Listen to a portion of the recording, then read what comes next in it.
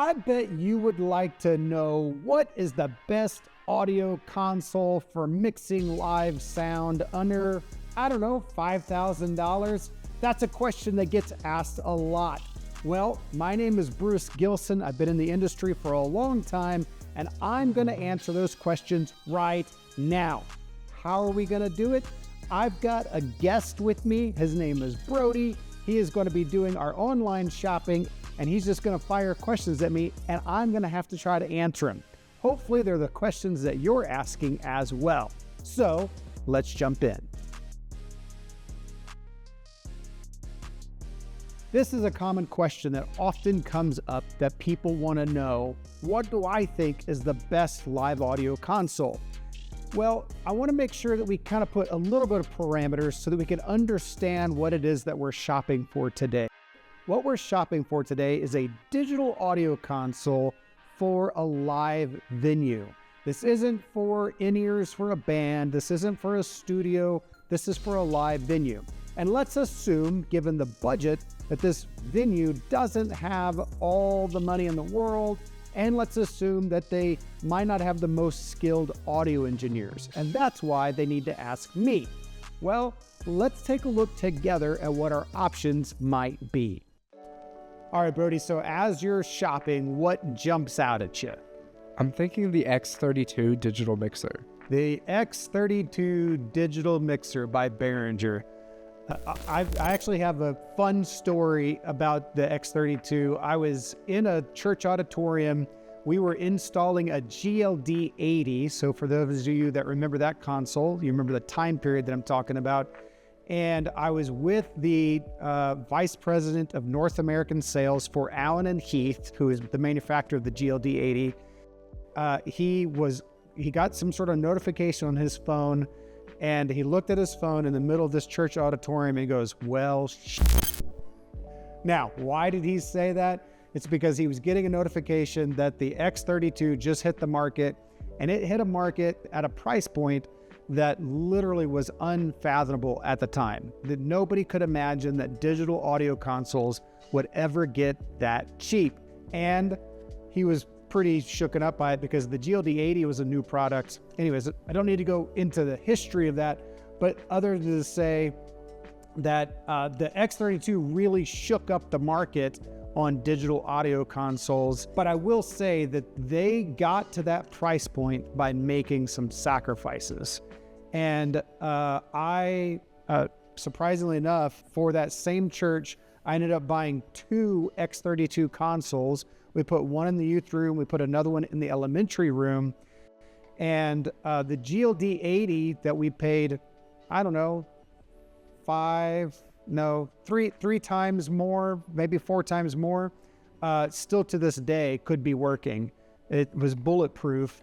And both of the X32s that we put in died within a couple of years. And in reality, in order for the X32 to get to the price point that it needed to get to, they put in a lot of cheap components. And those components, once they gave out, the console is no longer worth anything. So I started calling them disposable digital audio consoles because as soon as they broke, they were so cheap you would just buy a new one. Don't love the way that they sound. And I definitely don't love the way that they function. They're not simple. They're pretty complicated to get your head wrapped around as you're getting into a digital audio console. So I was never a fan of the X32s, even though I owned some at one point. We still have to service them whenever they get popped up, but just not a huge fan of the X32.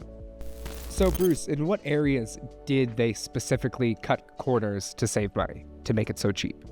That's a good question. So in any audio console, there's something called the preamp, and the preamp is the input for your microphones.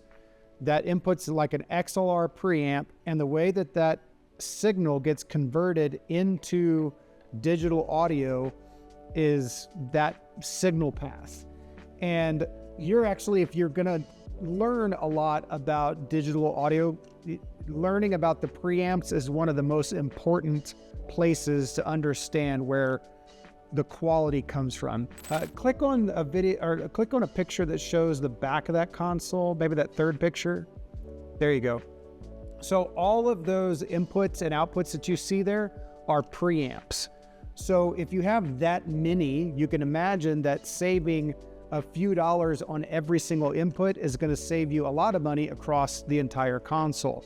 Well, all of those preamps, the more money that you save, really the less or the worse they sound.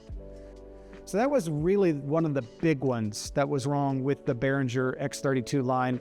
The other thing that was wrong with it, the faders were not very expensive faders, so the faders would fail pretty quickly. And then they really are just really too complicated. But I would say the biggest cost saving areas were the preamps are not good preamps and the faders are not good faders, which does bring us to another one. Click on the M32. Okay, so the M32 is Behringer trying to answer the problems that they had with the X32. But you might say, but that says Midas. Okay, so Behringer bought another company called Midas. This is after the X32 came out. Behringer bought Midas, and Midas was very well known and respected for their preamps. People loved Midas preamps, meaning they sounded good.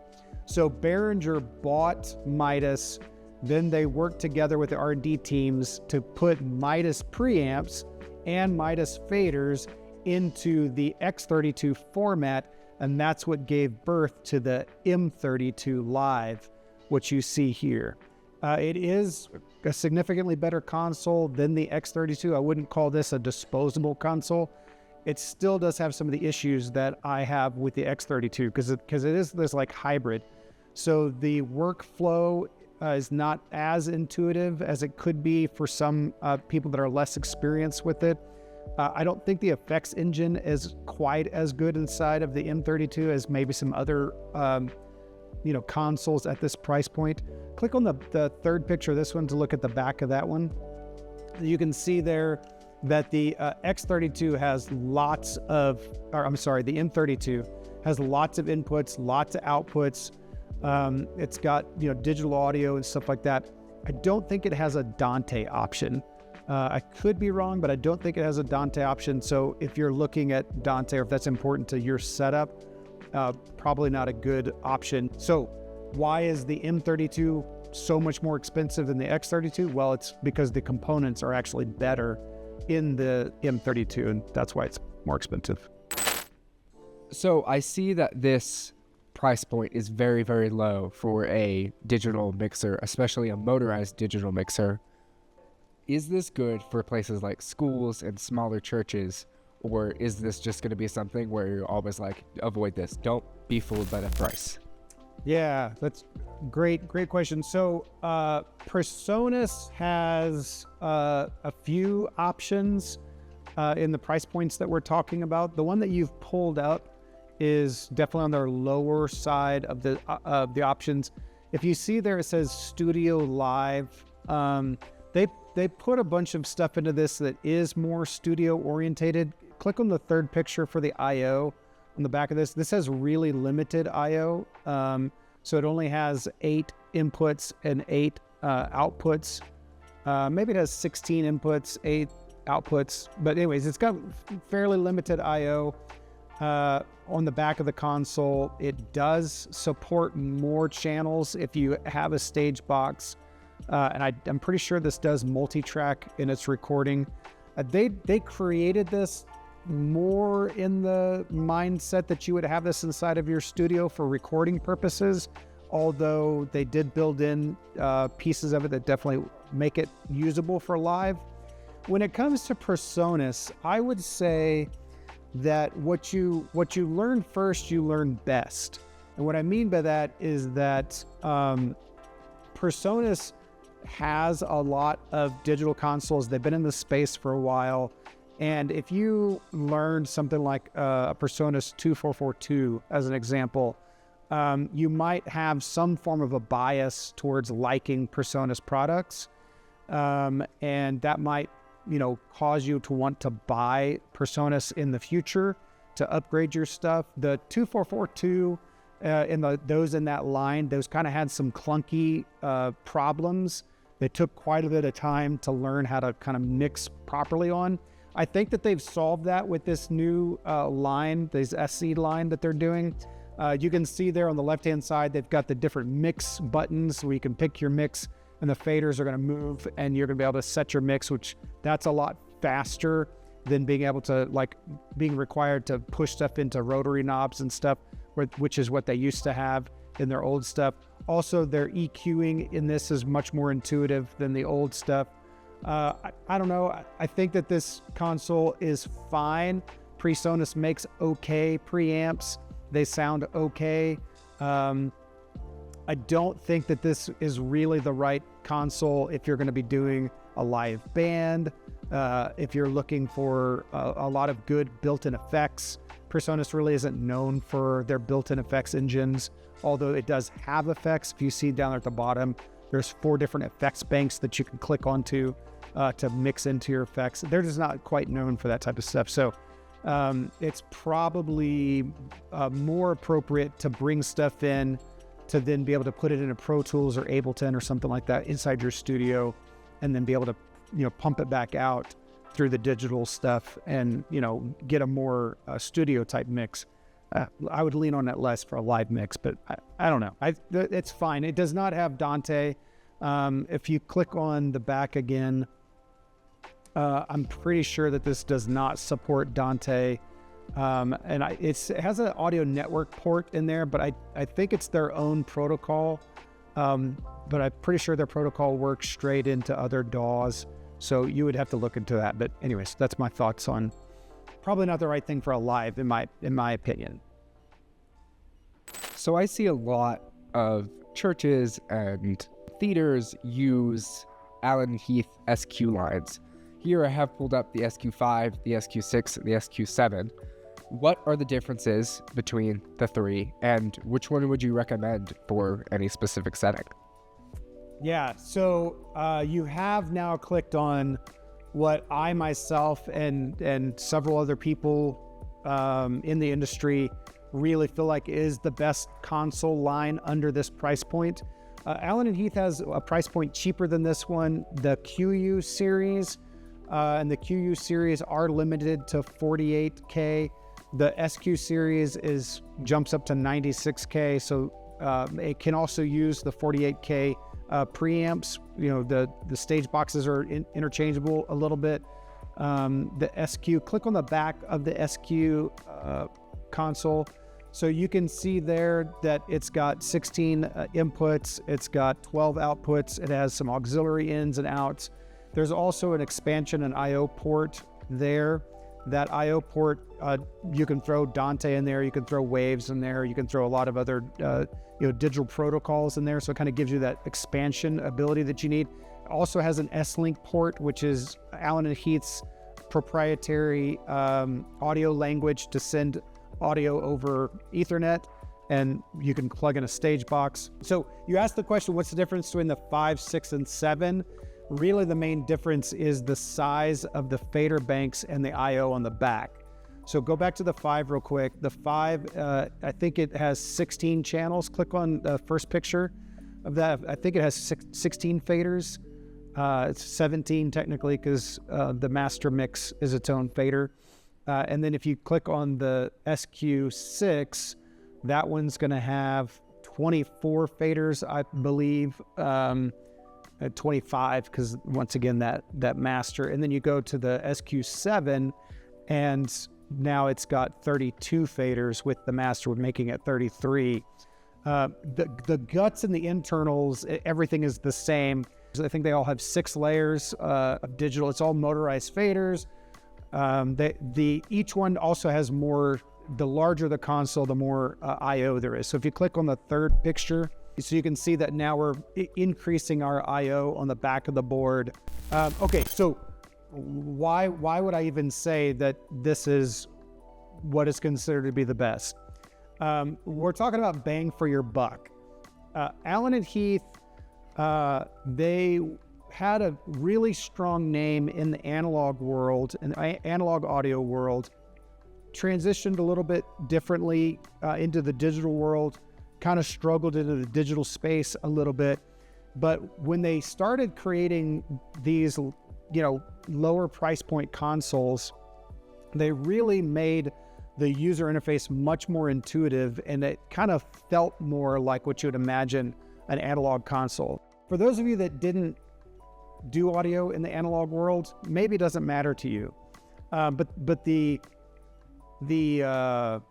frustration with something like an X32 is that an X32 does not feel like an analog console at all, and it has a high level of confusion of how to route audio to different mixes. With the SQ series and the QU series, all of that stuff is on buttons. So on the right-hand side, you hit the mix number that you want to send information to. On the left-hand side, you have your different banks. All the motors move. And then going up the strip, you can listen to it through the PFL button. But when you hit select, it turns that entire upper section with the touch screen and the rotary knobs on the left-hand side and the rotary knobs on the right-hand side. It turns all of those specific to the channel that you're working with. And the flow of it just started feeling like, oh man, I know what I'm supposed to do here if you were making the transition from analog world into digital world. Routing is pretty simple. I will say that Yamaha, for those of you that are Yamaha fans, Yamaha has a lot of different lines, and they've even got stuff in the TF line that would be in this price point. Yamaha, when you get into their Rio and TO stuff, it's the native Dante routing is really nice. So the Allen & Heath doesn't have native Dante routing. You have to do Dante outside, but you have to do that with every other console except for the Yamaha series stuff. There are stage boxes available for the SQ series. And if it were me, if you're trying to decide, should I go QU or should I go SQ? If you can afford just that little bit extra money, the SQ is really worth it. Once again, you get that 96K in your preamps. You get better preamps. You get more effects engines. So if you're going with live audio, you're mixing a band. If effects are important to you, you get better effects inside the SQ series. It's just a pretty solid. There's stories of the Allen & Heath engineers physically standing on these consoles and jumping on them to make sure that they don't break easily before they ship them out. And they're just. I think at that price point that we're talking about, really the SQ series is kind of the best at that price point. If you're going sub, like if you have to go, what is the SQ5, $4,000? So if you have to go below $4,000, the QU, I like the QU, but I think it has a couple of handcuff issues. I don't know, that new Behringer, it does look good, but I'm nervous that it's a Behringer. I'm nervous about the components that are inside of it, how long those components are going to last long term. But yeah, I mean, if you can spend $4,000 on a console, you can't really beat the SQ5. So you might be wondering, okay, now what do I do? Maybe I'm just as confused as I was before I got started. Well, that's a part of the problem of trying to go on this adventure alone, is that you gotta sift through all the data to find the thing that fits you the best. And if you've been watching the channel long enough, you know that I talk a lot about, well, it really has a lot to do with how do you want to use it? What are you looking for? And I will say, what you learn first, you learn best.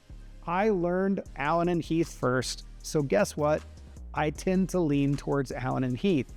But that doesn't necessarily mean it's the best on the planet, but it is my preference. But if you learned one of those other consoles first, then maybe that's the right pick for you. I will say, what you learn first, you learn best, so that should heavily weigh your decision when you're making the purchase.